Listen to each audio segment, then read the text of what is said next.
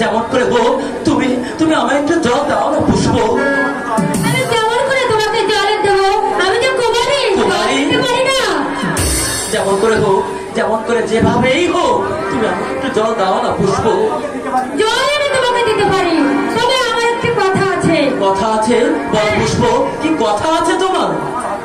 আমার হাতে যে মালা ঝুলাতে দেখতে পাচ্ছ, দেখতে পাচ্ছি। এই মালাটি অগ্রে তুমি গ্রহণ করো, তবেই আমি তোমাকে জল দিয়ে দেবো।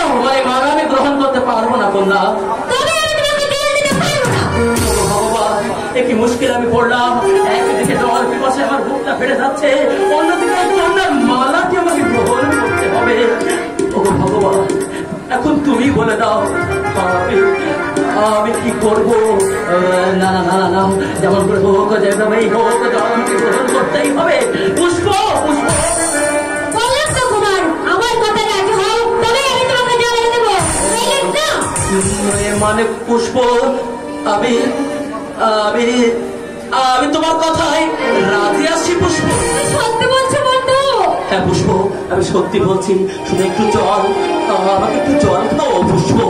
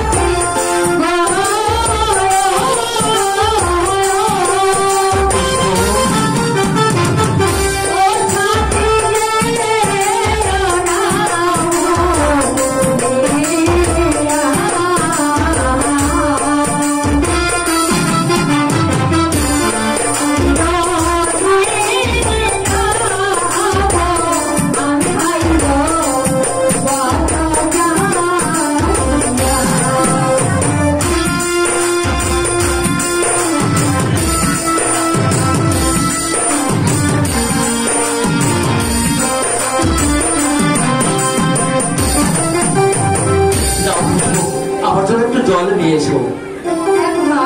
আমি যাবো আর আসবো। বেশ, তাই যাও পুষ্প, তাই যাও।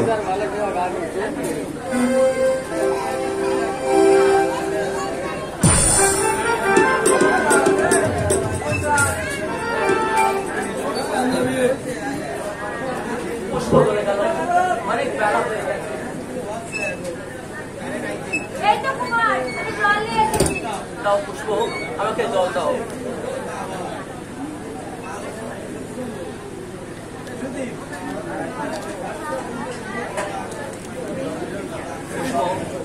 তোমার হাতের জল খেয়ে আমার হৃদয়টা এতক্ষণ শীতল হলো। তাই কুমার? হ্যাঁ পুষ্প, আমার একটি কথা আছে কুমার। বলো পুষ্প, বলো কি কথা আছে তোমার? আগামী দিন পিতা আমার সাহিত্য সভায় আয়োজন করেছেন, উক্ত সভায় তোমাকে হাজির থাকতে হবে। তুমি পারবে তো কুমার? আমি তোমার মাথা যখন গ্রহণ করেছি, তোমার এই স্বয়ংবর সভায় আমি কি না যেতে থাকতে পারি পুষ্প? আমি নিশ্চয়ই যাবো পুষ্প, আমি নিশ্চয়ই যাবো। ভালো হয়ে দাঁড়াও, আমি তোমাকে একটা প্রণাম করি। আমার নতুন প্রেমের নগরী,